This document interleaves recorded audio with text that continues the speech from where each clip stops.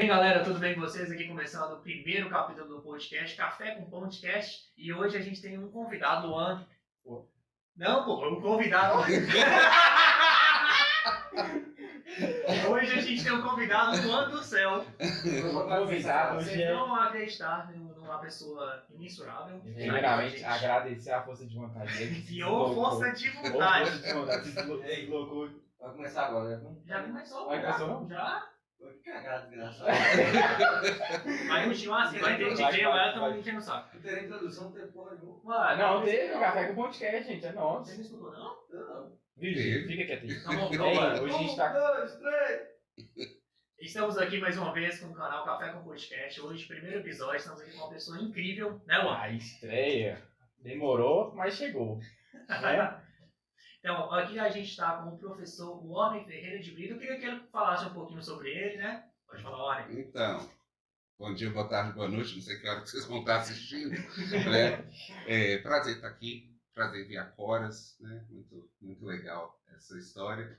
Para dar um pouquinho do currículo, de repente a gente pode começar assim. Eu sou doutorando em psicologia, sou mestre em cuidado primário em saúde, sou formado em psicologia e em direito, apesar de não trabalhar com direito, sempre foi. É algo que aconteceu aí 20 e tantos anos atrás. Tenho uma especialização em psicologia escolar, em gênero, em língua inglesa, fui professor de inglês durante muito tempo. Tem alguma coisa faltando aí? Gravou? E a humildade? MBA em gestão de pessoas e marketing.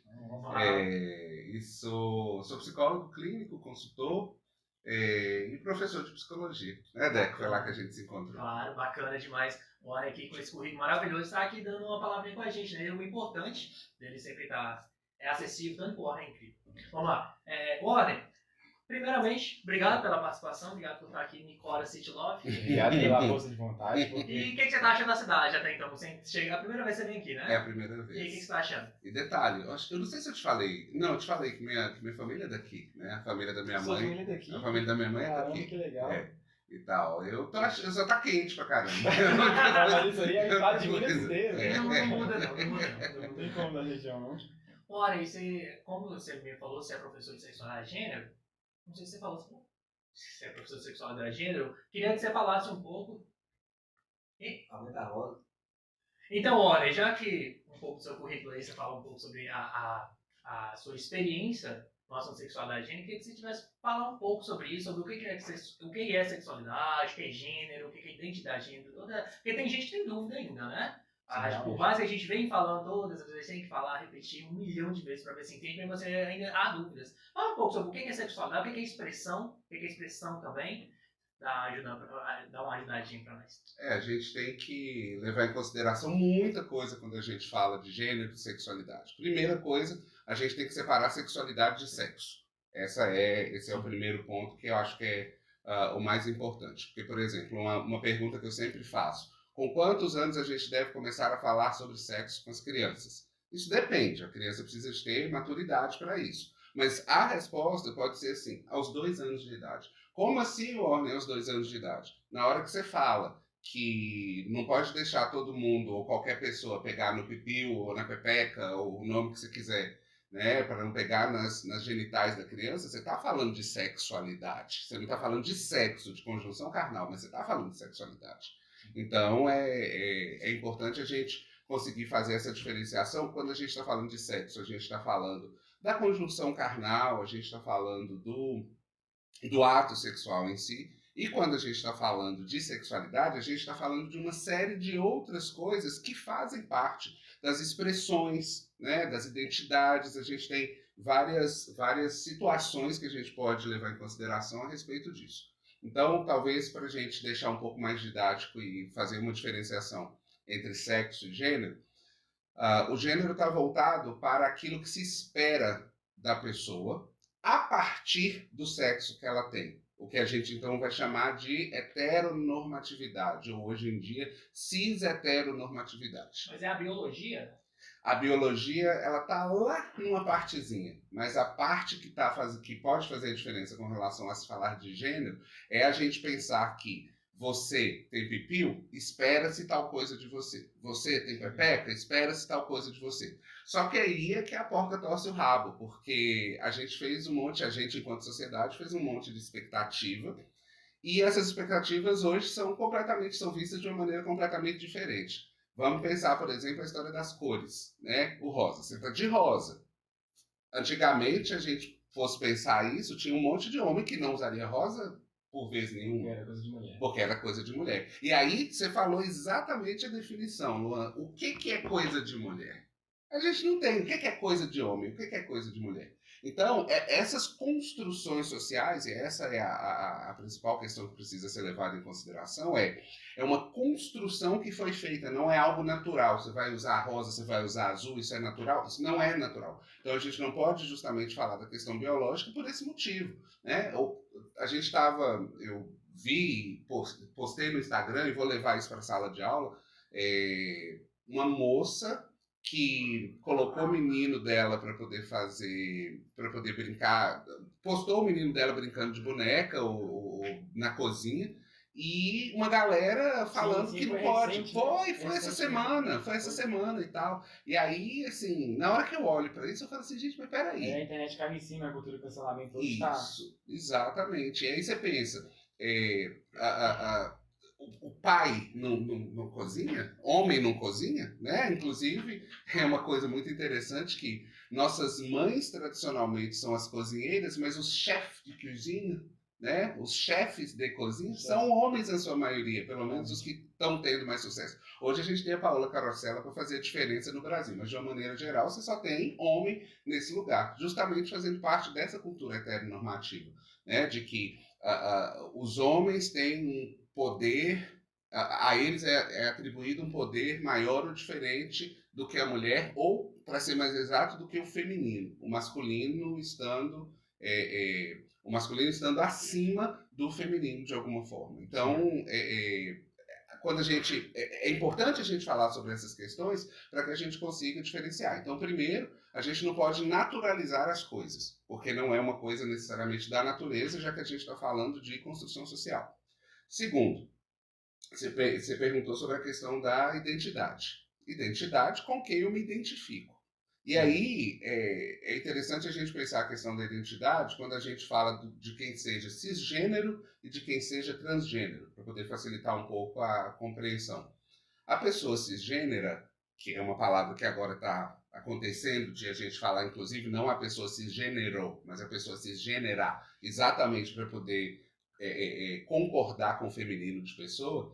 A pessoa cisgênera é aquela para falar em palavras bem simples, aquela pessoa que se sente uma mulher e é fisicamente uma mulher, ou se sente um homem e é fisicamente um homem. Então, a gente está falando de duas instâncias concordantes. Quando a gente fala da pessoa transgênera, aí a gente está falando exatamente do oposto. Eu tenho uma cabeça, um pensamento, um sentimento de que eu sou uma mulher num corpo de homem, ou, obviamente, o oposto disso. Eu tenho uma cabeça de homem, eu tenho pensamento, eu tenho a auto-identificação, eu me identifico como sendo um homem, mas eu estou num corpo físico de mulher. E a gente fala, inclusive, do sexo atribuído, porque a gente pensa assim, não é porque você tem um pênis ou porque você tem uma vagina que isso vai fazer, isso vai ser o definidor da sua vida. Só que socialmente, culturalmente, a gente acabou tendo essas definições. E, por último, desse emaranhado aí que a gente pode pensar, a questão da expressão, como é que você se expressa. Então, a gente está falando de roupa, a gente está falando de cabelo, a gente está falando até de tom de voz, não necessariamente da voz, mas até de tom de voz. A gente está falando de modos de funcionamento que tenham a ver com aquilo que a gente coloca como masculino ou como feminino. E uma coisa não está necessariamente ligada à outra. Tanto que, dentro dos estudos de gênero, uma das coisas que a gente presta atenção é sobre como o masculino é colocado acima do feminino. Não é necessariamente o homem acima da mulher, ainda que acabe sendo isso na maioria das vezes, mas o feminino é que acaba sendo colocado abaixo, colocado de fora, desacreditado, né? Se a gente lembrar, por exemplo, agora do que está acontecendo na CPI da Covid, né? Há uma tentativa, há uma facilidade maior dos homens de quererem calar as mulheres, de quererem fazer com que as mulheres não falem do jeito que elas poderiam, ou enfim.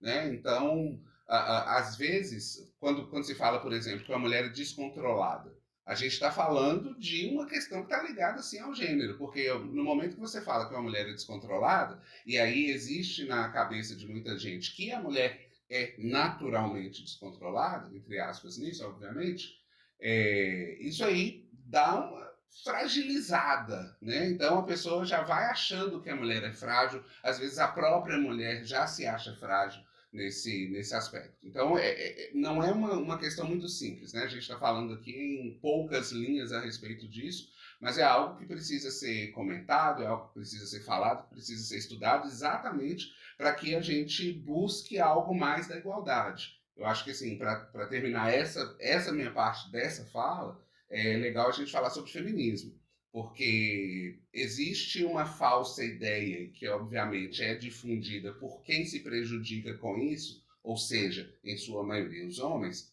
de que o feminismo é o oposto do machismo, ou seja, as mulheres cometendo o que os homens cometeriam enquanto machismo. Não, o feminismo é a busca de igualdade de direitos, e obviamente que isso vai chegar aos deveres também, por parte das mulheres, de quererem condições equânimes, de quererem condições iguais. Porque se nós vivemos em uma sociedade que é de fato machista, as mulheres acabam tendo direitos diminuídos, e isso é exatamente contra o que as mulheres ou as pessoas que são afeitas ao feminismo de fato gostam, de fato estão lutando para poder conseguir fazer com que homens e mulheres tenham uma vida mais ou menos igual, e não necessariamente um gênero ser mais importante ou mais ou tenha mais poder do que o outro. Muito bacana. Você tem alguma pergunta? A gente até estava sentado esses dias conversando acerca da possibilidade de implantação de um terceiro banheiro. A gente sabe que hoje nós temos um banheiro. Aumenta a volta. Mas você tá vendo aí ou você tá falando por aqui? Eu sou do áudio, viu? Ah, você ligou aí também? Eu só disse do áudio, viu? Tá saindo. Vou repetir então.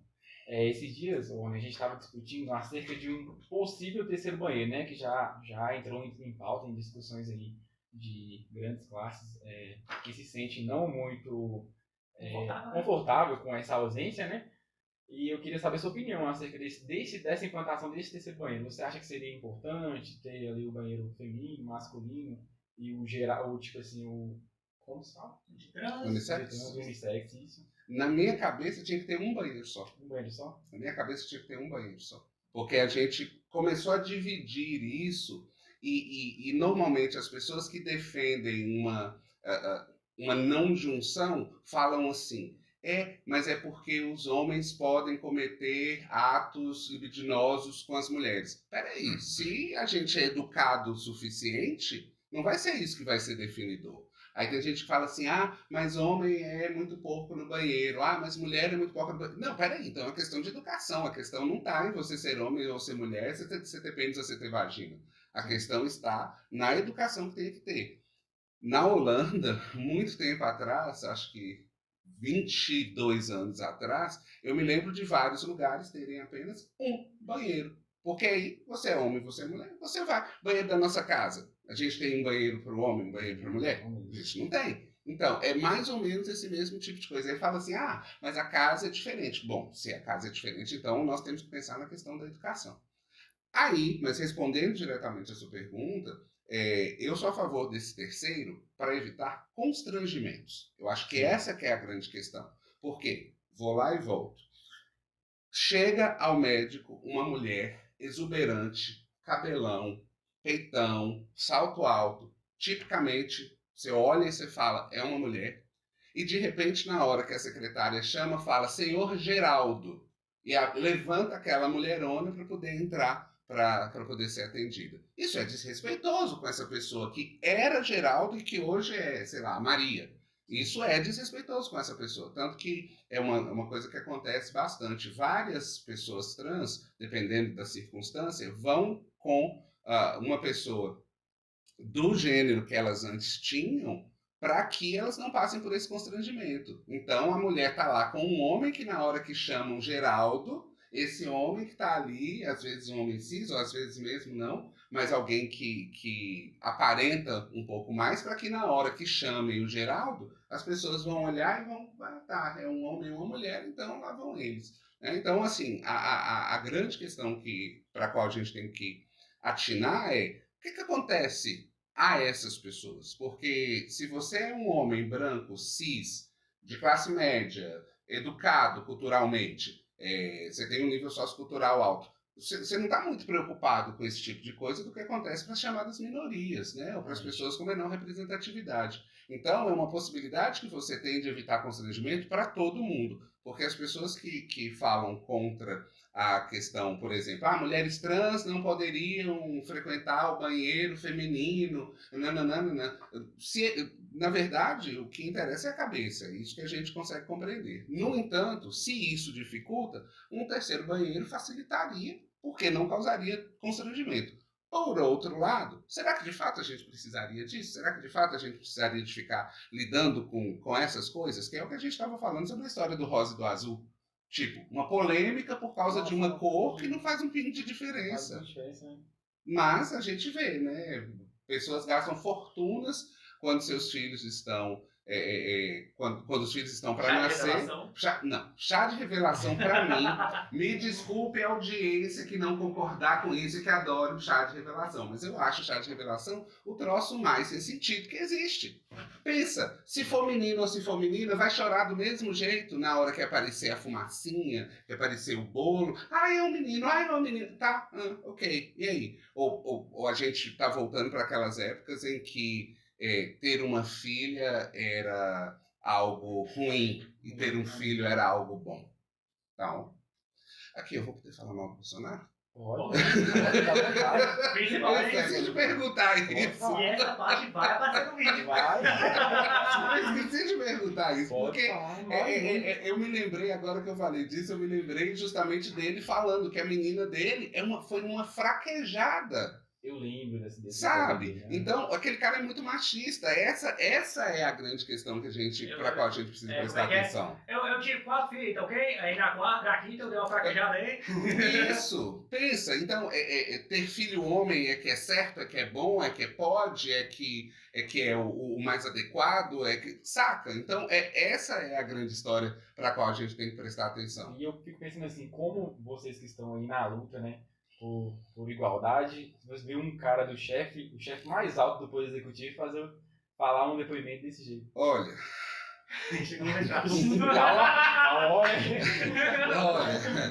pensar num cara que é misógino, né? Tem problemas com a questão do feminino.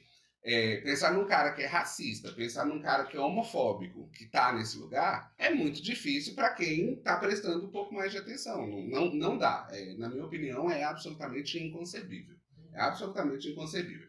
No entanto, por outro lado, eu também acho que ele representa assim, uma grande parte da nossa sociedade, que é misógina, que é machista, que é homofóbica, que é racista, que é classista, né? Que não consegue prestar atenção às diferenças, não respeita as diferenças que as pessoas têm. Né? Porque... E não podemos negar que esse problema é estrutural. Né? Completamente. Mas aí você tocou num ponto interessante, Luan. Porque a questão do estrutural ficou... racismo eu sei que é lá pra frente, mas nós vamos juntar tudo. Ficou, a questão do estrutural ficou às vezes como desculpa. Sabe? Sim. Talvez pelo decorrer do tempo, né? Essa questão de questionar o problema estrutural de uma coisa que aconteceu há 300 anos atrás. Até quando a gente vai... O diretor machucou ali. O que eu vejo, filho? Ai! Eu joguei, né? Vai batendo mocinho aqui. Retomando, até quando a gente vai culpar da justificativa, né? Não, mas isso aí minha mãe me ensinou lá que mulher não pode sair na rua de saia, não.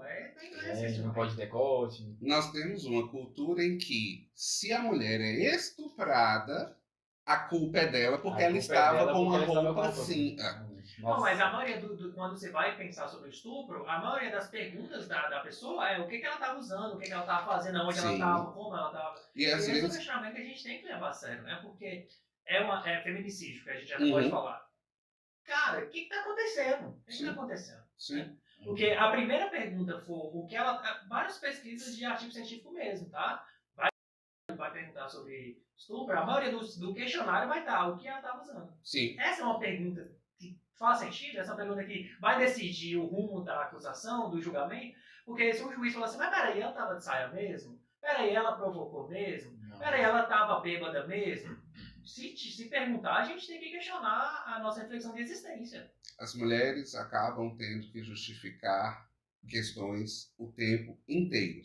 O tempo inteiro. Por quê? Porque na cabeça do homem padrão sobre o qual a gente falou, ele pode fazer o que ele bem quiser. E elas não podem fazer o que elas bem quiserem. Exatamente. E elas oferecem perigo para aquele cara que de repente não vai ser mais o poderosão, o gostosão, que tá todo mundo para servir. O homem tem medo da mulher empoderada? Mas sem dúvida. Sem dúvida, Fragilidade masculina é um negócio assim muito maluco, porque no fim das contas, esse homem poderoso acostumou-se a ser poderoso durante o tempo todo. Então, quando alguém ameaça esse seu poderio, não. E aí já fala que era a roupa que estava usando, que era assim, que a mulher como é que foi a palavra que eu falei mais cedo? Desesperada? Não. Que a mulher é descontrolada e etc. Isso faz parte de um jogo que é muito ardiloso, mas que ao mesmo tempo muita gente faz quase que naturalmente, quase que sem perceber, por causa da questão estrutural. Realmente. Bastante. Tem que pensar um pouco mais além disso, né? Olha, a gente falou muito sobre cis, trans e mais. O pronome. A gente pode até conversar sobre o gênero neutro, que a língua portuguesa dificulta muito essa tratativa, né? E aí, eu estava lendo, não me recordo aonde, estava falando sobre o elo. Mas elo não é masculino? Elo, o. Então, né, a língua portuguesa e as línguas latinas em geral, elas são línguas machistas. Porque, afinal de contas, se somos 100 homens e tem uma mulher, eles faz sentido. Mas são 100 mulheres e tem um homem, por que é eles do mesmo jeito? Né? Nós, na psicologia mesmo, já adaptamos já faz algum tempo, né? Psicólogas, parêntese, os. Justamente porque, se são 89% de mulheres e 11% de homens, você tem uma grande maioria de... É uma profissão feminina, né, neste caso. Você tem uma proporção maior, então vamos falar as psicólogas. Mas se alguém fala as psicólogas, ainda vai ter aquele homem da fragilidade masculina de que a gente estava dizendo, que não vai se sentir confortável nisso. Falando então do conforto ou do não conforto, a tentativa de se considerar o que essas pessoas que não fazem parte dessa binariedade que a gente conhece, do homem, mulher, masculino e feminino, como é que isso pode de fato funcionar, Sim. Existe uma dificuldade para, de repente, caracterizá-las. Né? Então, o elo, por exemplo, não é algo que eu vou saber te falar a respeito. Mas, por exemplo, ex-amigues. Na minha cabeça faz sentido, porque eu não estou colocando nem no masculino e nem no feminino. Mas é estranho pra caramba, porque a gente não está acostumado a colocar e, por exemplo. Né? Eu escrevo muito assim, prezados, prezadas e prezados, eu coloco prezadas e prezados, ou então eu coloco o X, ou então eu coloco o arroba, ou então eu coloco o prezades, e para poder justamente não diminuir alguma parte das pessoas quando a gente fala isso. Né? Agora, tem uma questão que também precisa ser lembrada, que quando a gente usa arroba ou X, para os leitores de computador, para inteligência artificial, às vezes é difícil de eles conseguirem fazer. Para os programas de reconhecimento, né, que fazem leitura e tradução, principalmente para pessoas com deficiência visual, não dá para poder ler prezado X.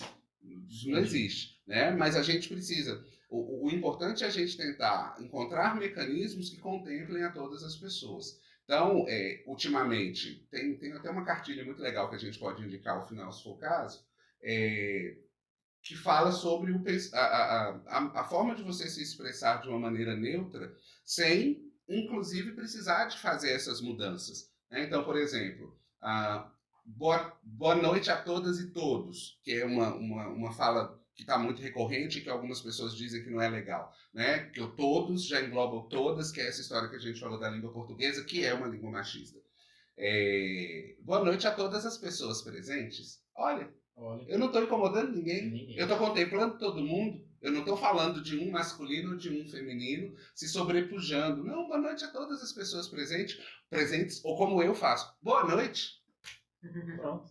Então a gente, o que eu acho que a gente pode fazer e que aí cria menos polêmica é essa tentativa. É claro que a gente não consegue o tempo todo, mas essa tentativa de neutralizar a fala de uma maneira geral e não necessariamente a gente neutralizar com os pronomes e etc. No entanto, eu sou completamente a favor dessas mudanças, porque elas vão respeitar as identidades de algumas pessoas que normalmente são deixadas de lado. Por exemplo, vocês conhecem alguém não binário? É até bom você falar sobre isso, olha. Explica pra gente também o que é esse não binário, binário. Uma pessoa é binária quando ela se coloca nessa lógica binária de masculino e feminino.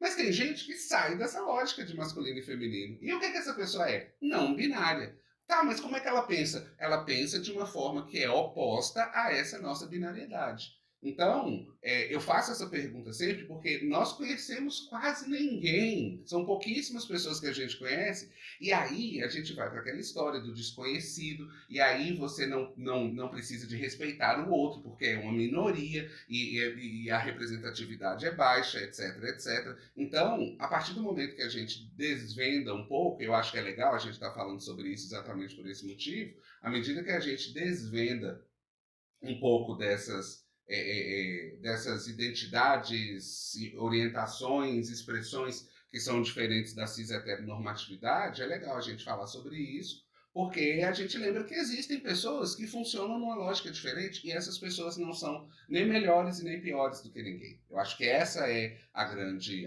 questão. Quando as pessoas falam, por exemplo, mas agora, e isso eu ouço assim, com muito pesar, né? Agora os negros estão querendo privilégios, os LGBT estão querendo privilégios. Não estão querendo privilégios, estão querendo igualdade, no fim das contas. Porque a cor da pele vai definir quem você é, a sua orientação sexual vai definir quem você é. Não sei se vocês tiveram acesso sobre uma questão lá na CPI mesmo, com o senador Contarato. Eu ia falar exatamente isso. Que ele fala uma frase que eu acho interessante, que é: a minha certidão de casamento é igual à sua e a minha família não é pior que a sua. E aí a gente está falando justamente de uma conquista que, para quem é hétero, para quem é cis, não vai fazer diferença alguma. A pessoa gay, a pessoa lésbica, a pessoa que tem qualquer outra expressão e qualquer outra identidade, qualquer outra orientação, ela agora vai poder casar. Olha, é uma coisa tão simples, mas que o preconceito que está arraigado não permite que as pessoas pensem a respeito disso. Tipo, você é homem cis, você é mulher cis, vocês podem se casar desde que o mundo é mundo, e etc. Essas outras pessoas também têm o direito de terem os seus direitos reconhecidos. Porque, por exemplo, eu tenho um casal de amigos gays, eles são casados há 25 anos. Eles são casados há 25 anos. Se um morrer, o outro não tem direito a herdar aquilo que eles construíram juntos. Então, a partir do momento em que você tem um papel, que o papel traz, você sabe disso melhor do que eu, que o papel traz a garantia do direito. É pura e simplesmente isso. Mas agora eles estão querendo regalia. Não é querer regalia, é querer um mínimo de equidade. Decência. O mínimo de decência. Por exemplo, se você é uma mulher lésbica e sua esposa está hospitalizada, e aí você vai ser acompanhante dela, você vai ser a pessoa que vai tomar conta e fala: não, você não é parente. Nossa. Você não é parente, então você não pode tomar conta, você não pode resolver essas coisas. Não, e aí agora, quando você tem o papel permite que isso aconteça, né? Então, eu achei extremamente válida a forma com que o senador Contarato se referiu, porque ele conseguiu falar de um monte de coisa em poucas frases, ele conseguiu falar de um monte de coisa. Você falou da questão do casamento. que sim é importante, e quando ele fala da questão de que a orientação não está ligada ao caráter de ninguém. De quem você gosta, com quem você vai para a cama, não faz diferença alguma para a pessoa que você é, não faz diferença alguma para a questão do seu caráter. A roupa que você veste, o estilo de música que você ouve. Não faz diferença para o seu caráter. O grande problema é que várias dessas coisas foram marginalizadas, obviamente, para um plano de manutenção de poder. Algumas pessoas foram marginalizadas, foram colocadas de lado. Para quê? Para que uma determinada classe, um determinado gênero, uma determinada classe social consiga continuar com seu poderio. Vamos pensar escravidão, né? Que aparece um ou outro falando que a escravidão foi bom para os escravos, para os escravizados. Né? Bom onde? Bom onde que isso foi bom? Eles entregaram o melhor. Completamente. Mas falar que isso é bom, isso significa que a pessoa está completamente desconectada da realidade para a gente começar. Mas o fato que eu de fato quero trazer, né? A questão que eu de fato quero trazer, no momento em que as pessoas foram escravizadas e trazidas para o Brasil, por exemplo, e elas foi tirada delas a humanidade, elas eram consideradas mercadorias, elas eram consideradas coisas. Era muito mais fácil de você lidar com coisas do que você reconhecer que eram pessoas e que o que estava acontecendo com relação àquelas pessoas era um crime de humanidade. Era um crime humanitário. É muito mais fácil você pensar, essas pessoas não são pessoas, né? Esses seres não são pessoas, eu falei pessoas pelo nosso pensamento, mas esses seres não são pessoas, porque aí eu posso fazer o que eu bem quiser com eles. Eles podem trabalhar assim 18, 20 horas por dia, eles não têm folga, eles não precisam falar. Vamos pensar na história do criado mudo? Não tem folga. O criado mudo. A história do criado mudo está justamente nesse lugar. O criado que ficava lá, mudo, ao lado da cama, segurando, seja lá o que fosse, uma vela, água, o que fosse, durante a noite inteira em pé, enquanto os senhores de escravo estavam dormindo, né? Estavam deitados. Então, é muita confusão junta para a gente dar conta de pensar. pensar. Segurar a vela também, quer daí. Tem que segurar a vela. Então, né? É bastante complicado. Então, a gente tem, e volta, Luan, para a história da estrutura, né? A gente tem uma estrutura que sustenta essa nossa sociedade extremamente preconceituosa. Né? E repito, é mais fácil para algumas pessoas manterem isso do que, de fato, perceberem que existem outras pessoas com necessidades que são iguais ou que são diferentes e darem conta de permitir que isso seja respeitado. Sim. Olha, também pegando o gancho lá da CPI, que teve Cotará e tudo mais, você vê como que é o argumento da pessoa que está agredindo. Não, eu não estava querendo ofender, foi uma brincadeirinha. Se você não aceitou, aí é problema seu, mas eu estou brincando. E como isso passa, né? Quantas vezes a gente já viu uma postagem, o cara assim, eu tava brincando, cuidado, ele que não aceita, ele é sem graça. E eu vou dizer, eu que tento prestar muita atenção a essas coisas, no meu comportamento, volta e meia eu sou assim preconceituoso e sem parar para prestar atenção, porque a gente está tão acostumado a determinadas formas de falar ou ver as coisas, que a gente nem sempre para poder pensar. A gente não percebe. Eu vou falar palavrão, qualquer coisa, vocês colocam pi, Não, tal. pode falar. Na hora que eu chamo alguém de filho da puta, preste atenção o que significa a pessoa ser filho de uma puta. O que isso significa? Você quer diminuir o cara E a mãe? a partir da mãe. Exatamente.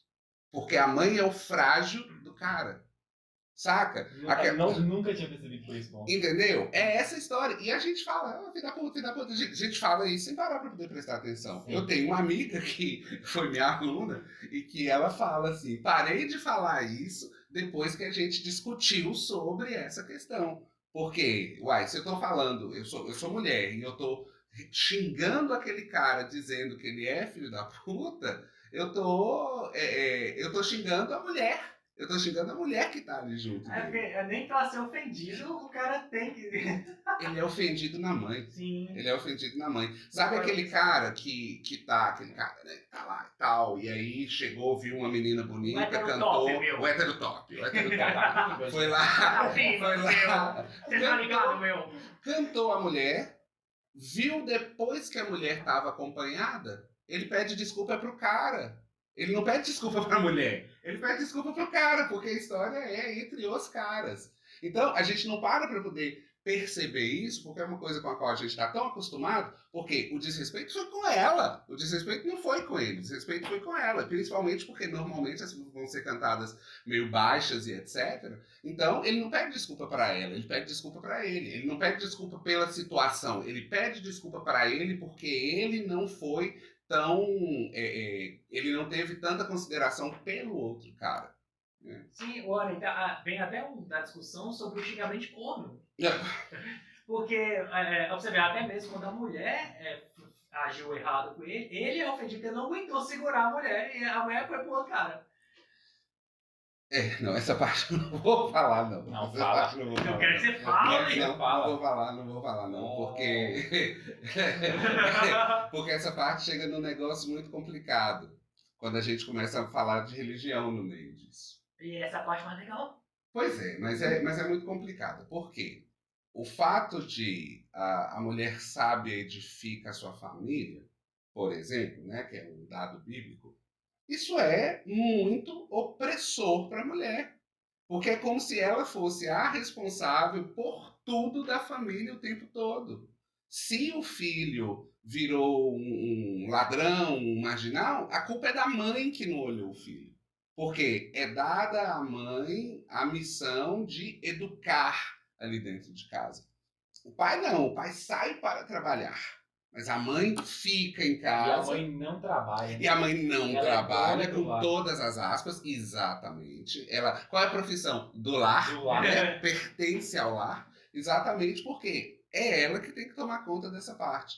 E às vezes, muitas das religiões são, e principalmente várias das religiões cristãs, são muito preconceituosas, assim, são muito machistas. Porque elas passam por um viés machista. Aí é uma outra discussão, mas acabam fazendo com que isso seja cada vez mais difícil. Eu tenho casos de pessoas, né, obviamente a gente não pode contar, mas eu conheço casos de várias pessoas, várias mulheres que sofrem bastante dentro dos seus casamentos, nas suas famílias, exatamente por causa disso. Porque sempre a culpa é da mulher. Sempre se espera que a mulher faça tal coisa. Sempre se espera que a mulher seja a certa. Ela é a certinha, ela é a que que é chamada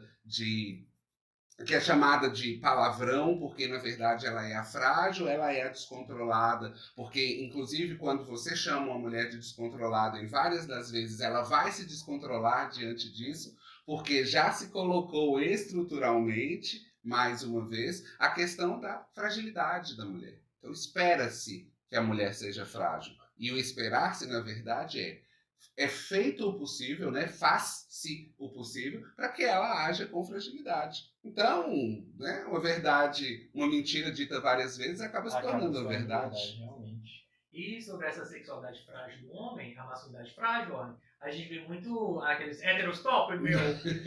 Pô, mano, Você não vai querer, não, você é lésbica. Eu sei que tu é LGBT, tá ligado? Mas não dá em cima de mim, não, meu. E como é. O que leva, Lore? É medo mesmo? É fragilidade? O que é isso? O que explica isso? Porque aí também vem lá, né? Como assim você é lésbica? Que não promove de verdade, hein, meu? Pô, meu. Então, o que dá na cabeça? O que é que acontece? Eu ia chegar nessa história aí mesmo, né? Por exemplo, estupro corretivo. Inclusive, olha que nome horrível. Estupro corretivo.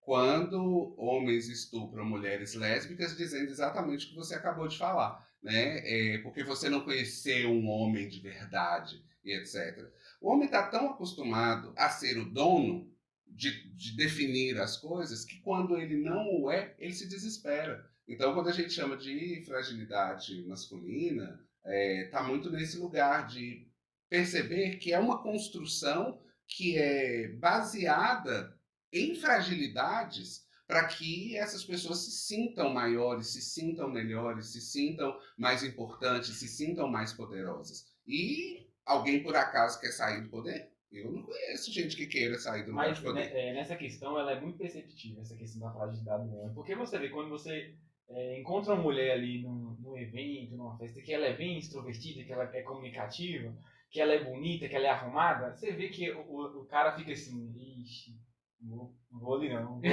Aí começa aquelas críticas assim, não sei o que, mas é puta também. Eu ia falar É isso. puta, é Vira vagabunda, puta. entendeu? Vira puta e vagabunda, porque o cara tem medo Sim. do empoderamento feminino hoje em dia. Sim, e também da igualdade, né? Porque o homem, quando pega várias mulheres, é o cachorrão da palavra, é o top. Aí a mulher não pode. O Nossa, homem. E se você quer ver uma coisa desconfortável, é vir uma mulher numa roda de homens e começar a falar sobre sexo. Tipo assim, como se ela não pudesse falar sobre sexo. Como se ela não fizesse sexo. Tipo assim, não, é só homem que pode falar. Exatamente. Aí vem aquele paradoxo, né? Um homem quer casar com uma mulher virgem, mas quer comer todo mundo. Exatamente. Tem uma frase que eu acho interessante, que é quando a gente pensa assim: falar que um homem é galinha é elogio. Falar que uma mulher é galinha é justamente um xingamento enorme. Né? Porque tá colocado na nossa sociedade dessa forma. Então acaba sendo um tanto quanto complicado. Olha, mudando um pouco de assunto, cara, a gente ia falar sobre a pauta racial.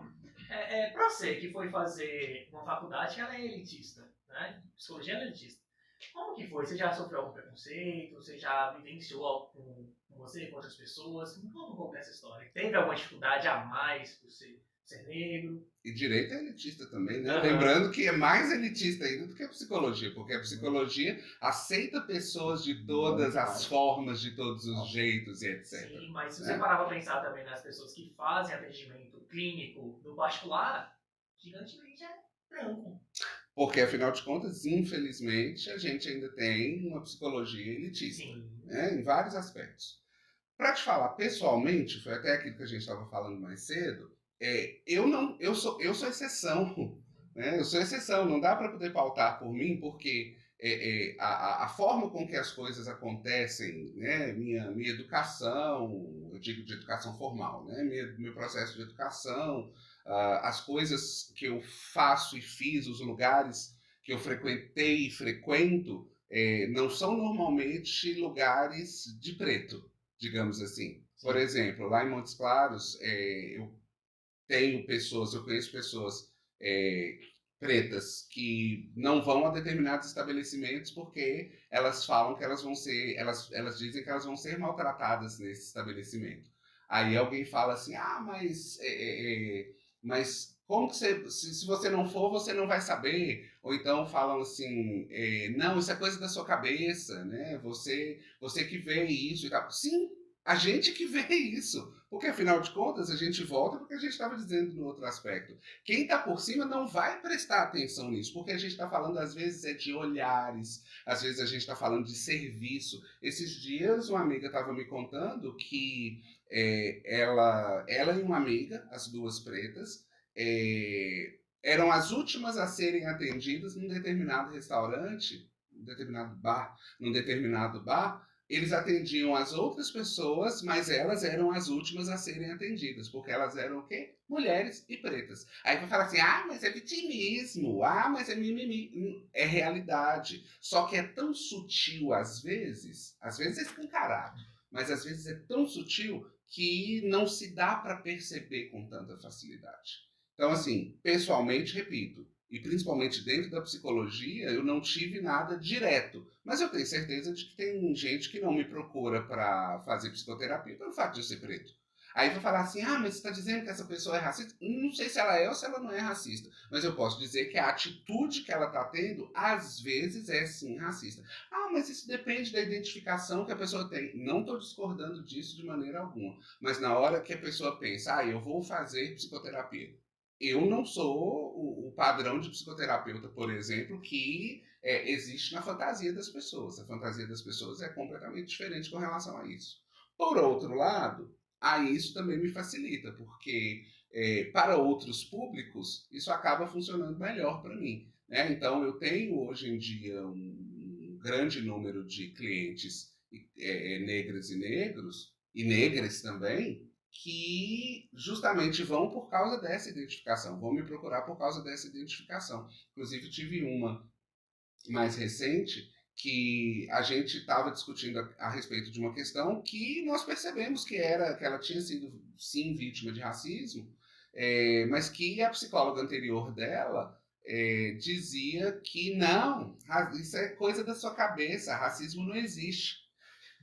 De certo que não existe em algum outro lugar, porque ela não está falando do Brasil, sinceramente. Mas, às vezes, a forma de enxergar é que acaba sendo uma forma complicada. Então, assim, para fechar a resposta para a sua pergunta, pessoalmente, enquanto psicólogo, de maneira direta, eu não tive nenhum tipo de situação constrangedora, eu não tive nenhum tipo de situação em que a cor da minha pele tenha definido ali alguma coisa. Muito antes, pelo contrário, tanto que eu sou professor, né, eu passei por outros tipos de processos, felizmente, mas eu entendo que pelo fato, inclusive, de a psicologia funcionar nessa vibe inclusiva, né, de não fazer muita diferença quem sejam as pessoas, já que a nossa luta é basicamente pelos chamados fracos e oprimidos. Né? A gente luta justamente para dar possibilidades de uma vida mais digna e de uma vida mais equânime, justamente para as pessoas que são marginalizadas de alguma forma, as chamadas minorias qualitativas. Aí, pá, a gente pega até um pouco do assunto anterior, né, olha, porque tem muita gente também, branco, como sempre, que fala assim, mas eu também sofro preconceito. Ah, lá, ó, o Nilson nem fez preconceito comigo lá, porque eu sou branco. Como é que a gente reage a isso, mano? Como que é? O tal do racismo reverso. Ou o racismo reverso é a melhor parte. O tal do racismo reverso é um negócio muito complicado, porque, cabe falar, né? Não dá para se pensar em racismo reverso porque as pessoas de pele branca não sofreram e não sofrem todo tipo de preconceito que existe contra pessoas pretas. É simplesmente por esse motivo que não dá para poder existir. Porque se você está falando de preconceito, você está falando de um conceito anterior a respeito de alguém que leva a se pensar ou a se agir de uma determinada forma. As pessoas brancas precisam entender que elas são privilegiadas na nossa sociedade, sim. E se você é privilegiado, é complicado de você pensar que a sua raça está sendo diminuída, é complicado você pensar que a sua raça define negativamente sobre como as pessoas pensam a seu respeito. Então, não dá para a gente falar sobre isso. E aí, às vezes, eu acho que isso também é algo muito importante de a gente dizer, às vezes a gente não está nem preparado para poder lidar com essa situação. Né? Então, se a pessoa que é vítima de racismo, normalmente, ela fica tão impactada pela situação que ela acaba, às vezes, não dando conta de reagir à altura, porque ela fala, não, peraí, eu não estou nem acreditando. Sabe a história do João do BBB? É basicamente isso. Não, eu não achei que eu fosse passar por isso num lugar como esse. E o que muita gente diz? É mimimi, não sei o quê. Não, mimimi não. A gente precisa de entender muito essa história, principalmente porque não é meu isso, não é uma frase minha, mas eu costumo dizer que mimimi é a dor do outro que você não sente. Você não sente que, obviamente, você desconsidera. Porque é muito mais fácil você falar que é uma bobagem do que separar para poder prestar atenção no que é que está acontecendo com aquela pessoa. Uma coisa que está muito em voga também ultimamente é de falar que essa geração é uma geração mais frágil do que as gerações anteriores.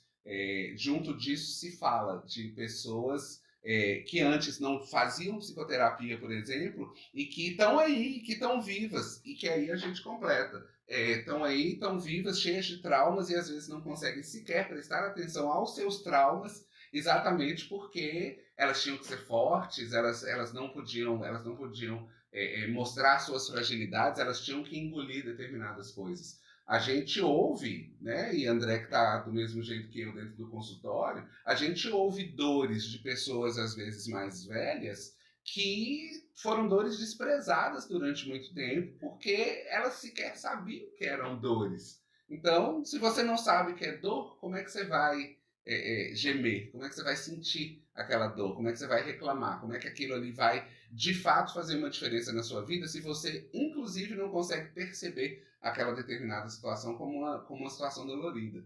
E a questão do racismo está muito nesse lugar, porque, como eu falei mais cedo, por situações, às vezes, mínimas, por matizes muito, muito suaves, é que a gente percebe coisas desse tipo. Aconteceu uma vez comigo, não foi dentro da psicologia, eu estava num shopping em BH e eu estava com uma amiga branca.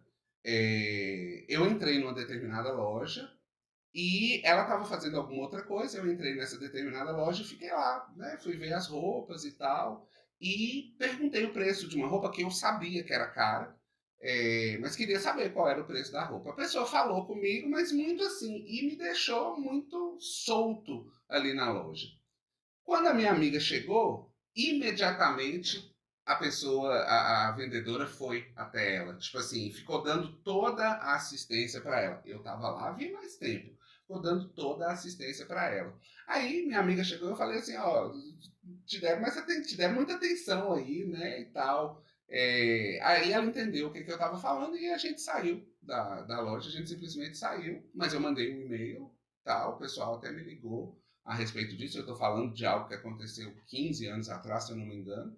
E o pessoal me ligou, pedindo desculpa, dizendo que não era isso, que não era assim, que a loja, não, a marca não funcionava dessa maneira e tal. E aí é que veio o que eu quero de fato dizer, é que todas as vezes não era a intenção, como você mesmo falou mais cedo, Às né? vezes é uma questão de comportamento, né? O autor Exato. comporta como se não quisesse. Exatamente. Então não era a intenção, foi só uma brincadeirinha, como você lembrou mais cedo.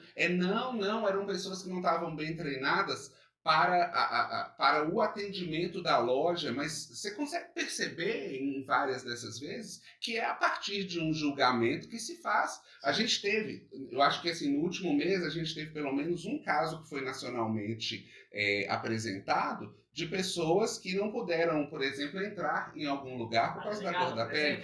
Por exemplo, a delegada, no caso da Zara lá, não lembro se é Fortaleza.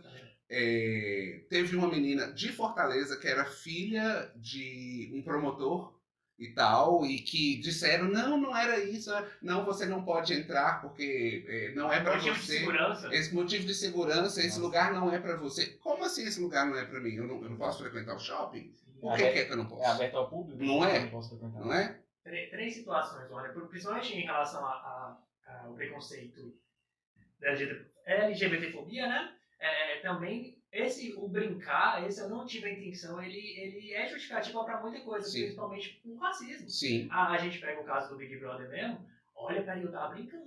Não, tava brincando, não era minha intenção brigar, não era minha intenção isso tudo. E o outro exemplo que você tava falando sobre as dores de hoje, eu tenho uma paciente, ela falou pra mim, André, eu queria ter terminado, eu não queria ter continuado o casamento. Não. Sim. Eu queria ter largado aquele velho na primeira oportunidade. Mas Sim. por que não largou? Sabe, toda a construção, de não pode e tudo mais. E isso perpassa até hoje. Até hoje tem essa situação de poder, né? Sim. Mas, voltando à parte... Você falou que eram 3. Você falou 2. Você falou 2. A da paciente, o do terceira. preconceito, né? E do... Não interrompa. Essa questão, você está falando que você sofreu esse preconceito aí. Era isso, lembrei. Em questão do comportamento da vendedora. Calma. Você acha que no transcorrer desses 15 anos mudou alguma coisa? Você acha que melhorou? Tipo assim, a população está mais instruída, está mais... Existe uma tentativa. Não existe uma resolução, existe uma tentativa. Não existe uma melhora, você acha? Não existe. A gente estava conversando também mais cedo, você falou que foi em 25 países, né? Isso. Desses 25 países, você conseguiu sentir em algum desses países um comportamento mais preconceituoso dessa população? Não. Mas eu também, muitos deles têm cara de turista. Então, você tem cara de turista, você tá levando dinheiro. Você tá levando dinheiro, vem cá. Em vários deles você tem cara de turista mesmo. Então, mas assim, que eu consiga ter percebido, não. Às vezes pode haver um preconceito até por eu ser brasileiro. Não necessariamente por eu ser preto. Mas essa raça também. Brasileiro. A gente sofre. Mas isso você sabe o que é, né? Inveja. País nosso é o melhor país do mundo, gente, sem dúvida. Não é? Sem dúvida, é o melhor país do mundo. Então, mesmo com essas tranqueiras todas que a gente tem. E falar um pouco sobre, igual eu estava falando sobre 3 assuntos, o terceiro era uma experiência. Porque eu fui numa loja no shopping, aqui perto mesmo, de Moslavos, e eu fui numa loja e comprei duas calças. Aí só que a moça esqueceu de tirar aquele lacre de segurança. Aí quando eu saí, a loja não apitou. Só que em outra loja apitou. Uhum. Aí eu saí, aqui, mas o segurança olhou pra mim e falou assim, vem cá. Tá aqui no olhar alguma coisa? O segurança olhou pra mim e falou assim, não, pode ir. Eu, bermudinha, tênis, tudo mais. Eu olhei pra trás, tava dando bagulho. Não, a gente vê muito isso em festa. Às vezes você vai em um evento grande, eu chego arrumadinho ali, branco, o segurança, não. Fala assim, ó, você vai embora. Exatamente. Aí geralmente eu tenho amigos negros também que tá lá, aí tem que ficar lá. Tipo, Exatamente. Tipo assim, aí eu paro e fico pensando assim, como assim, Como moço? assim? E se eu tiver armado, se eu tiver com a faca? Isso acontece. Acontece muito. E a gente, isso passa despercebido, né? E passa despercebido, velho. Mas eu consegui prestar atenção já em várias festas nessa questão. Mas a gente consegue pensar que algumas pessoas conseguem ser empáticas e prestarem atenção de fato, né? Porque não é simples de se pensar isso. Você falou essa questão das etiquetas de alarme, né?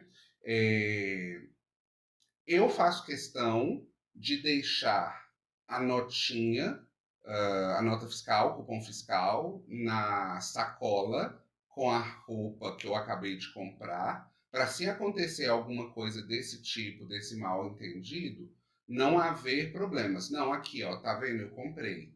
Alguém que esqueceu de colocar, eu comprei. Aí, falando sobre isso, uma pessoa branca que estava perto de mim falou, mas eu também faço isso. Aí é que tá a sutileza do negócio. Entendi. A pessoa faz isso pensando exatamente na mesma coisa que eu, não é do mesmo lugar que se está falando. O constrangimento é completamente diferente, porque, afinal de contas, como você mesmo disse, é muito mais provável, é muito mais possível que eu seja parado e tenha que ser revistado do que essa outra pessoa.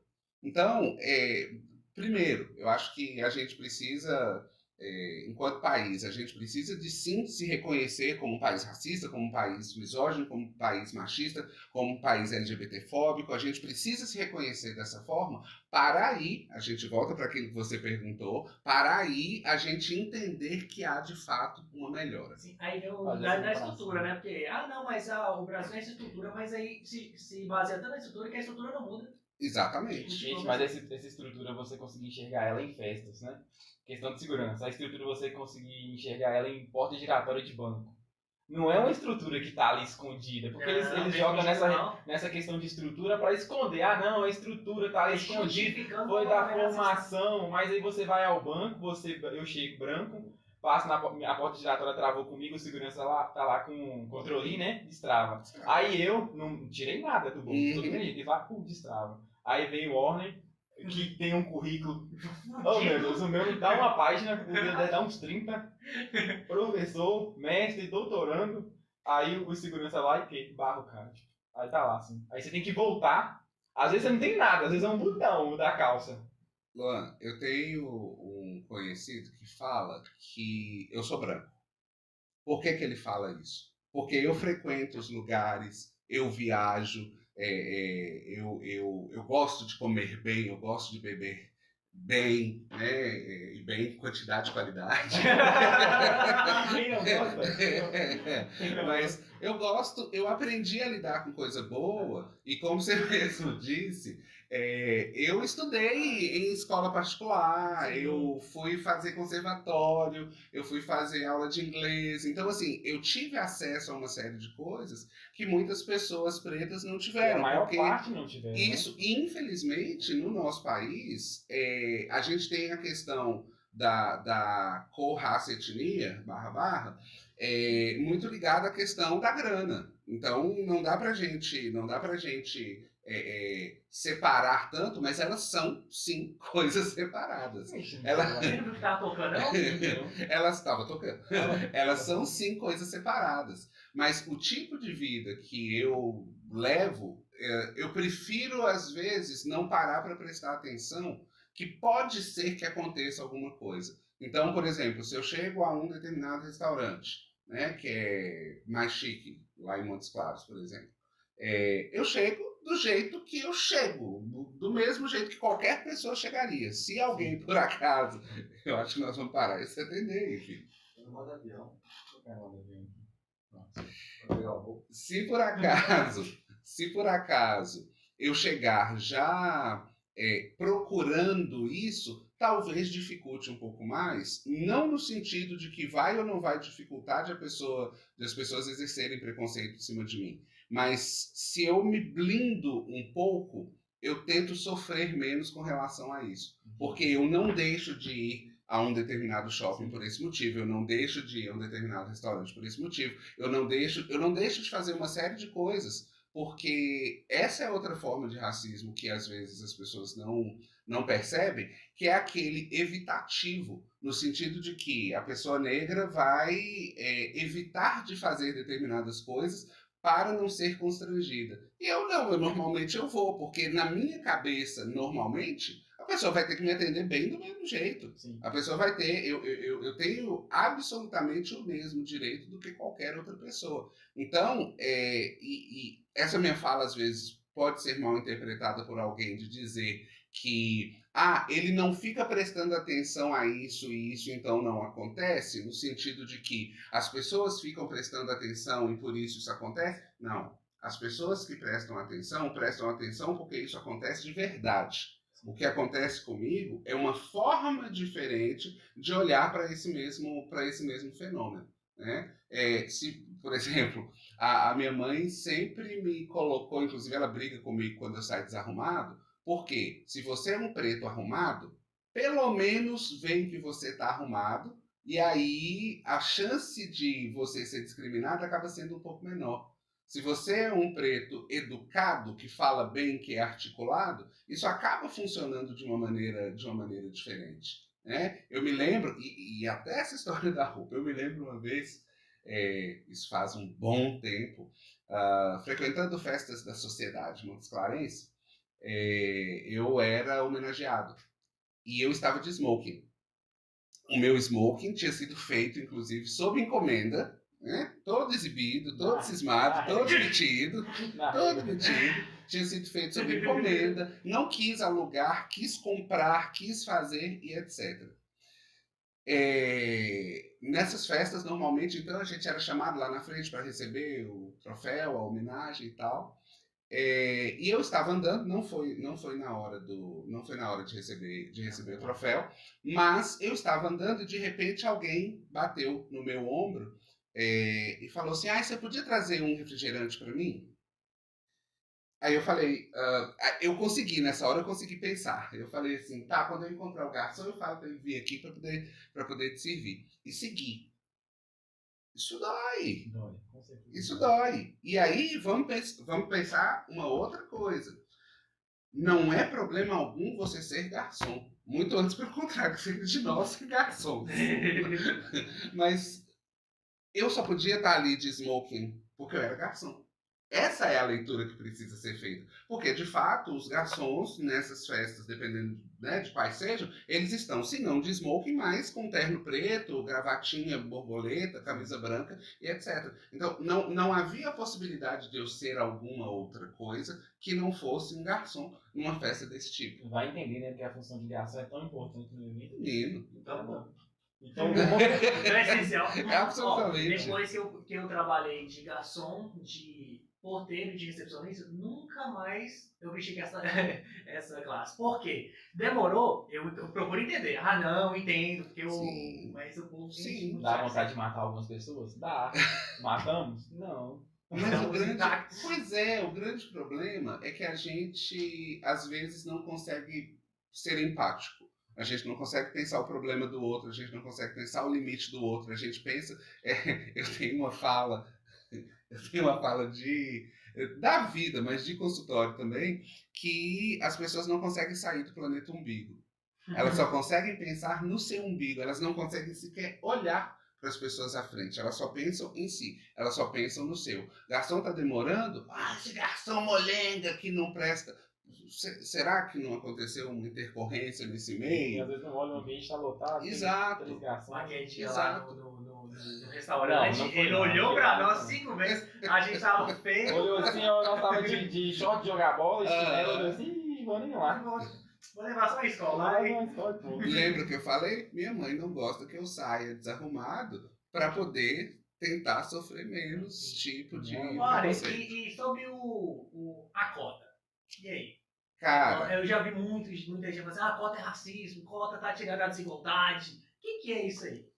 eu acho que esse tema também é muito importante a gente falar a respeito, porque tem uma galera que é contra a cota, mas que não sabe o que é cota. Principalmente isso, esse é o primeiro lugar. Né? Acho que assim, estudo é necessário, é essencial para a gente poder criticar alguma coisa. E a maioria das pessoas que critica não foi ver como é, o que é que significa mesmo. Né? Porque a gente tem a questão da cota racial, mas junto dela tem a parte da escola pública, junto dela tem, tem a questão socioeconômica, junto dela tem uma série de outros fatores que fazem com que as pessoas que têm o direito à cota na universidade, por exemplo, que elas possam de fato ter esse direito. Então, primeira coisa, vamos falar da tal da meritocracia. Eu já chamo de a tal da meritocracia porque não há que se falar em meritocracia em um lugar, como é o caso do Brasil, em que as pessoas não tenham as mesmas condições, em que as pessoas não estejam no mesmo nível de oportunidades. Como o caso que a gente estava falando mais cedo da brasileira que foi para os Estados Unidos e que está fazendo parte do governo Biden hoje. Ela emigrou para lá em 89, teve lá, fez sua carreira, estudou e, enfim, foi convidada para poder participar do alto escalão do governo. E eu vi lá os comentários das pessoas de que essa daí não ficou no lugar de vítima e etc. É muito fácil você falar que uma pessoa não ficou no lugar de vítima, sendo que você não sabe qual é a realidade, sendo que você não sabe como é que as coisas funcionam de verdade. Né? Na hora que a gente olha, vamos pensar um exemplo de hoje, inclusive. A gente pode pensar o STF. Sim. Na hora que você olha para o STF, quantas pessoas pretas tem lá hoje? Nenhuma. O Joaquim Barbosa ficou lá um tempo e saiu. Não tem.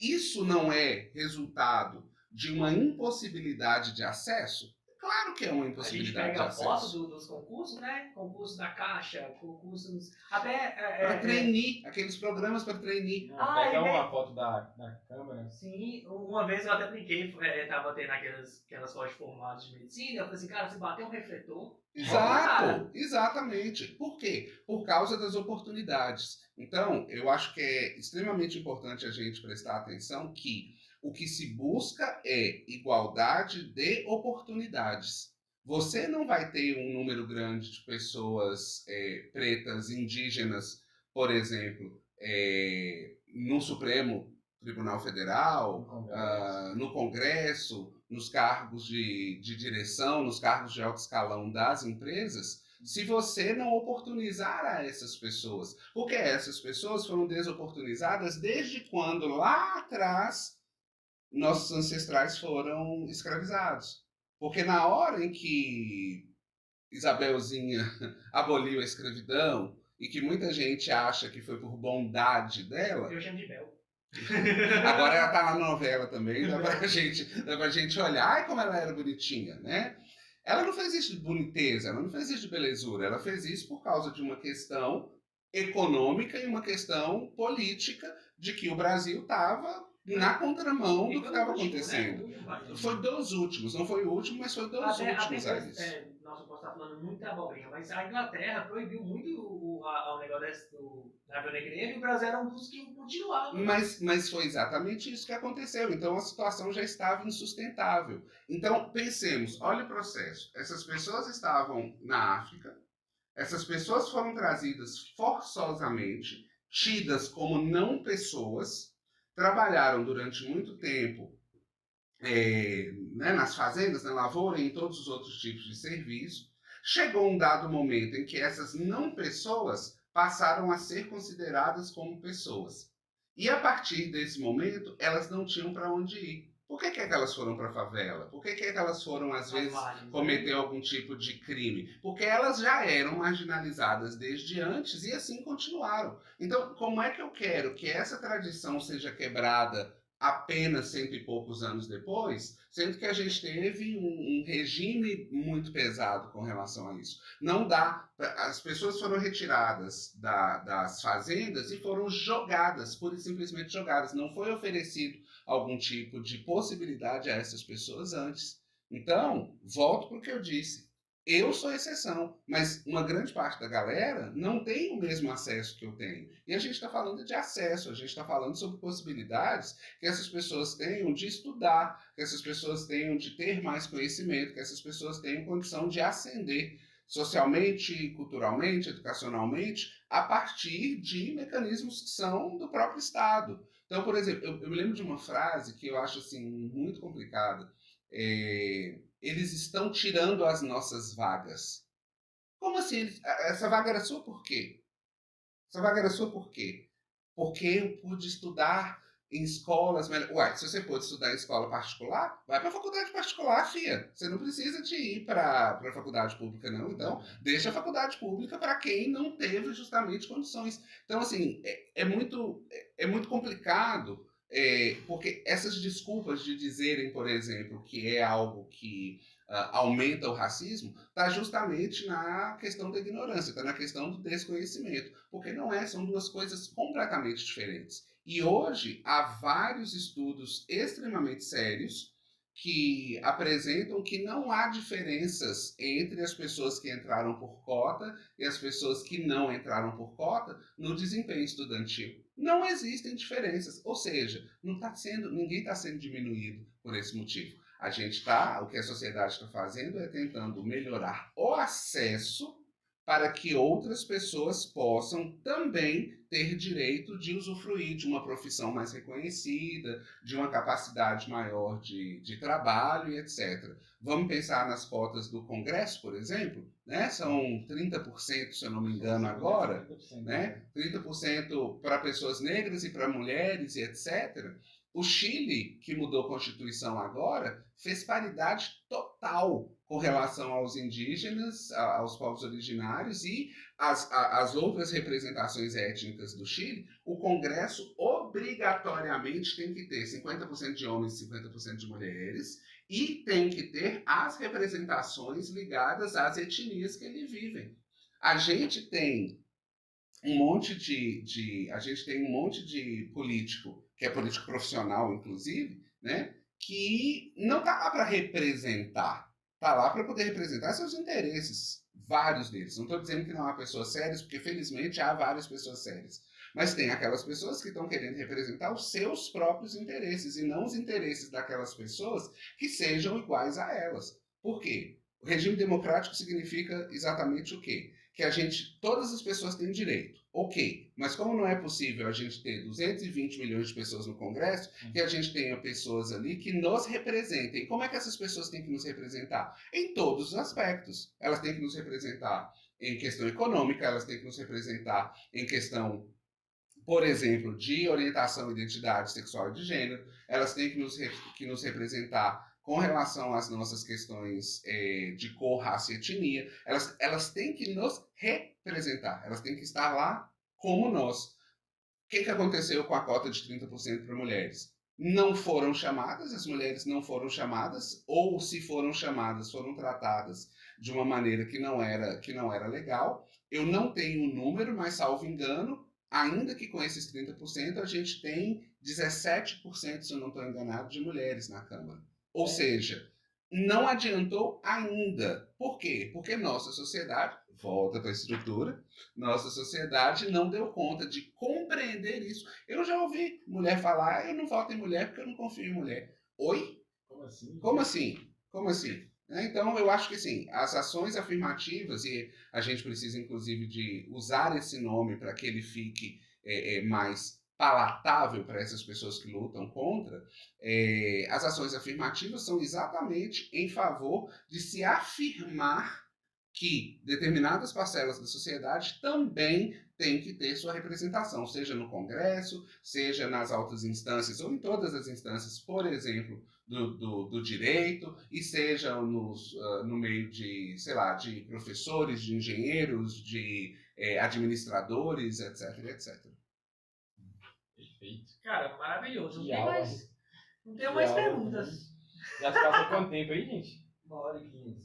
Ixi, Tem que nossa, até que tá falando. dentro. A gente Caramba. até que tá dentro. Ó, eu queria só agora, ou pode ser o último assunto, voltar lá sobre sexualidade e gênero, você falou um pouco sobre a ideologia de gênero. Cara! A gente esqueceu disso. Ideologia A gente de gênero. esqueceu disso. É bom falar. É Eu bom queria ir falar. também, olha, sobre a ideologia de gênero e também sobre, explicando por dentro o problema do cabelo, por exemplo, do Big Brother. Ah, mas ele vai encher o saco só por causa do cabelo, gente. Mas e aí, homem? O que representa além do cabelo? Ok, vamos lá. Primeiro vamos falar da ideologia. Né? Primeiramente, ideologia de gênero é uma coisa que não existe. Essa é a primeira fala que a gente precisa ter. É a forma. Polêmica. É a forma. Ok. É a forma. É a Cadê o forma. vou jogar o kit gay nele agora? É a forma que houve de dizerem que não se pode falar a respeito de questões ligadas a gênero e sexualidade, porque isso vai despertar questões ligadas a gênero e a sexualidade, principalmente nas crianças. Vamos lá, gente. Gays, lésbicas, normalmente são filhos de pessoas hétero. Por que na hora que muda, a coisa vai mudar também? Tipo, os pais gays vão fazer com que as crianças sejam gays. Oi? Como é que isso funciona? Para um lado vai, para o outro lado não vai? Como é que funciona isso? Né? Não dá para a gente fazer a prova dos 9, no fim das contas. Então, a fala sobre essa malfadada ideologia de gênero é uma forma que encontraram para poder dizer que existe um movimento que quer fazer com que as pessoas deixem de ser homens e mulheres. Não existe isso de deixar de ser qualquer coisa. Você é ou você não é alguma coisa. O que existe, na realidade, é a possibilidade de se respeitar as pessoas que não se identificam de uma determinada forma, as pessoas que querem se expressar de uma determinada forma, as pessoas que têm uma orientação que seja diferente da cis-heteronormatividade. A gente está falando de outras possibilidades, a gente está falando disso. Tem uma situação que eu acho que dá para poder caracterizar muito bem. Quando falam de crianças que às vezes são criadas pela avó, que meninos criados pela avó, vou falar como falam normalmente, que vira viado. Né? Primeiro como se virasse. Né? Ninguém vira nada, mas enfim. Por que às vezes isso pode acontecer? Porque não tem um pai machista, heterotop, que não permite que o seu filho tenha qualquer tipo de possibilidade de pensar em agir de uma forma que não seja dentro da heteronormatividade.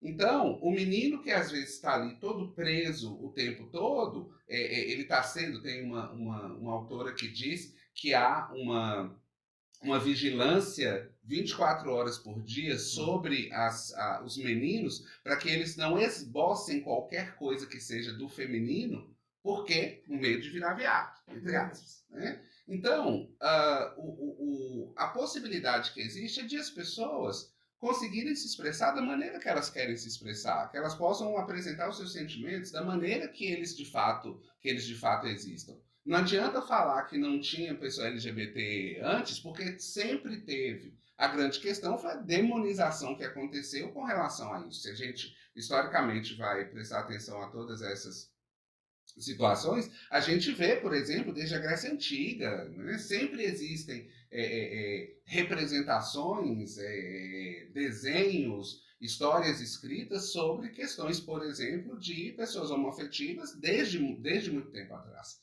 Mas a repressão é que talvez tenha dificultado um pouco isso. E a repressão sexual é que, de fato, acaba dificultando com que as pessoas apresentem quem elas realmente são. E o que a gente tem, no fim das contas, com isso? Um monte de gente mal resolvida sexualmente. O que eu quero dizer com mal resolvida sexualmente? Não é necessariamente de saber ou não saber que é LGBT, mas de, às vezes, ser, não conseguir se reconhecer e, com isso, sofrer E o pior de tudo é que várias delas ainda sofrem sem saber por que é que estão sofrendo.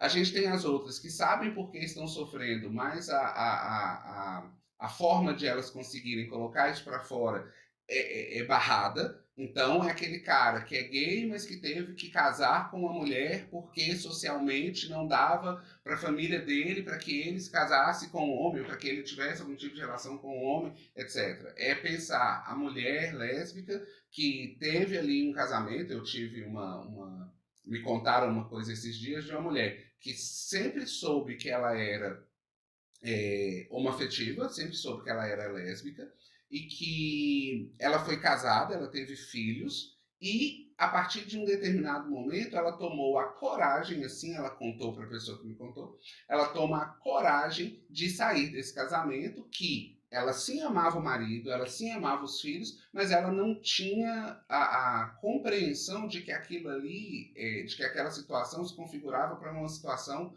em que ela pudesse ser verdadeira com ela mesma, com o marido, agora ex-marido, e com os filhos. Por quê? Porque não estava representando o desejo que ela de fato tinha. Se ela tinha um desejo que era diferente do que ficar com aquele marido, por exemplo, e depois disso ela foi viver com uma mulher, inclusive, isso significa que ela estava vivendo uma vida falsa, ela estava vivendo uma farsa, e uma farsa que ela colocaria para si mesma, para a família como um todo. Então, às vezes a gente tem essa dificuldade de que aquilo que não é cisgênero, aquilo que não é heteronormativo, que isso se apresente, que isso se expresse, que essas identidades outras possam ser reconhecidas. Então, acho que esse talvez seja o ponto principal, que quando a pessoa fala sobre a ideologia de gênero, ela de fato não está sabendo do que é que ela está falando. Não significa que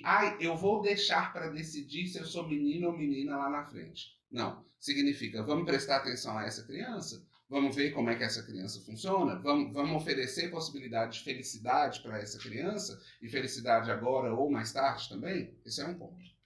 Para o que você falou do negócio do cabelo do João. Só uma rapidinho.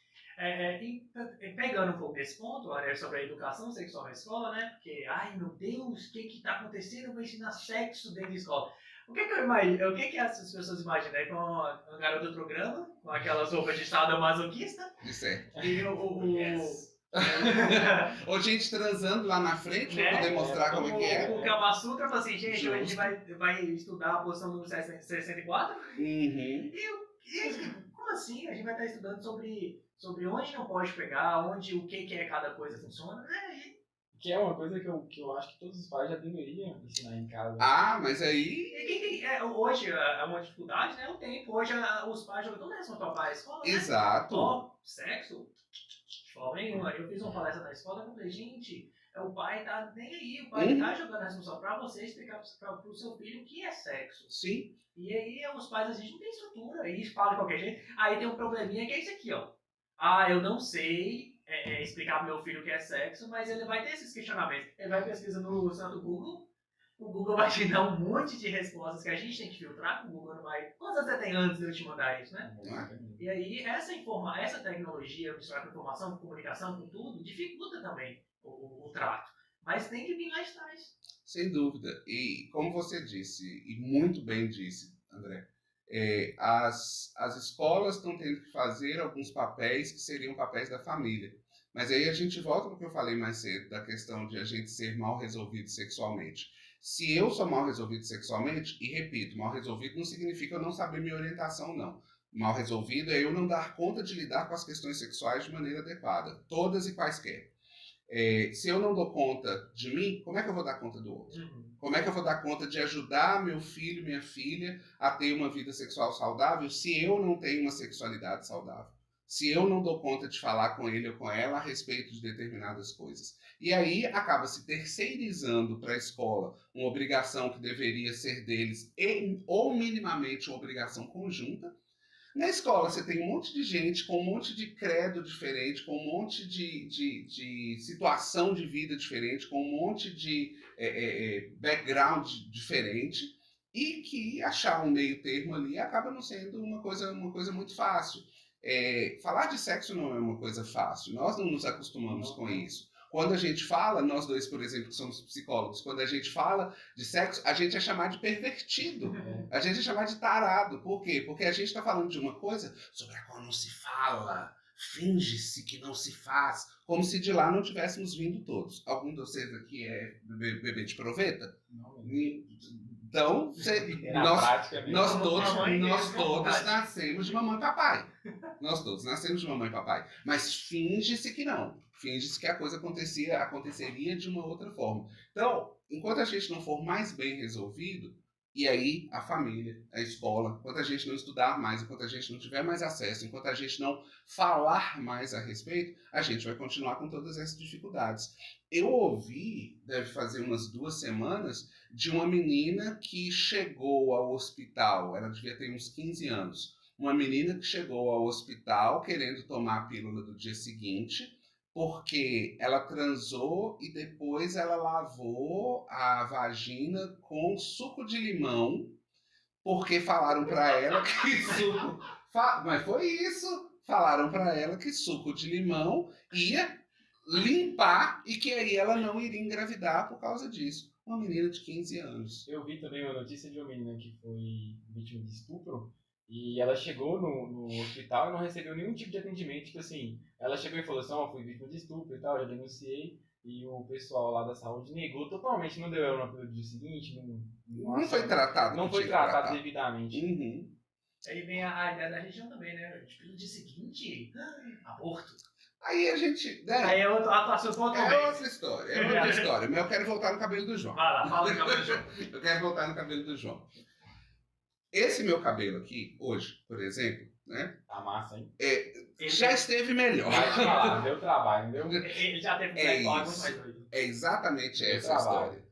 Eu tava em algum lugar esses dias e eu falei alguma coisa. Menina, você não sabe que eu tenho que levantar cedo para poder botar esse cabelo no lugar. Aí a pessoa falou assim, uai, mas eu achei que não desse trabalho. Não, dá trabalho.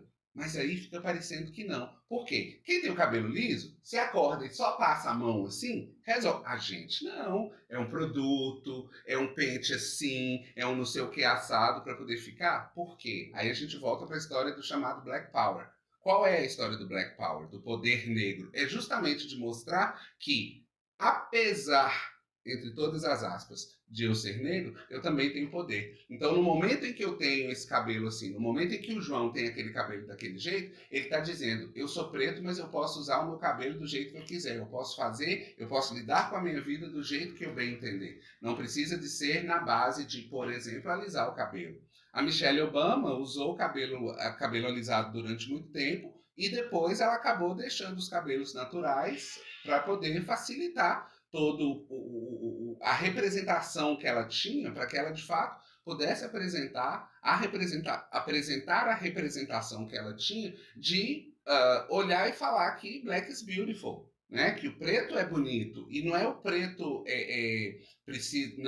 precisando de se parecer com um branco para poder ser considerado bonito. É justamente eu poder usar o meu cabelo que é crespo e que aí, como é que se fala? Para a gente inclusive pensar na questão do preconceito. Fala que é cabelo ruim, né? Não é nem cabelo ruim, não, é cabelo ruim.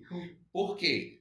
Eu tenho cabelo crespo, e se eu tenho cabelo crespo, eu vou ostentar o meu cabelo crespo do mesmo jeito que uma pessoa que tem o seu cabelo liso. Se eu tenho uma pele preta, eu vou ostentar a minha pele preta do mesmo jeito que quem tem a pele branca.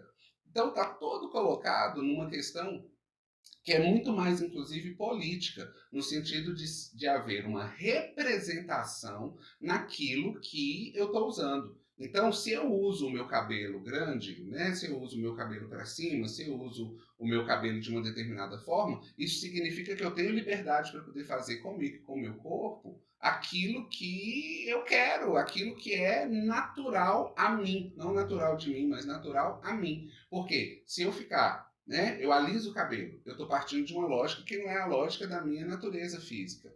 Aí alguém, o problema é esse, né? Aí eu falei aqui agora, a lógica da minha natureza física. Aí alguém vai lá na história da pessoa trans e fala assim, mas aí a pessoa trans não tá pensando na sua questão da natureza física. A gente está falando de uma coisa de ordens completamente, estamos falando de duas coisas de ordens completamente diferentes, porque a gente está falando sobre como a pessoa se vê, sobre como a pessoa se enxerga.